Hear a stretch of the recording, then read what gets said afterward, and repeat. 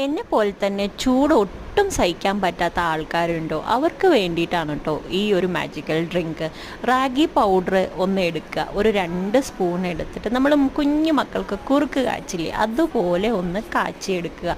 ഞാനിപ്പോൾ കവറോടെ എടുത്തതാണ് കേട്ടോ അത് കാണിക്കുന്നത്. കാച്ചി കുറുക്കി തിക്കായതിന് ശേഷം നല്ല തൈരുണ്ടാവില്ലേ, അതൊന്ന് ചേർത്ത് നല്ലോണം ഒന്ന് മിക്സ് ചെയ്തെടുക്കുക.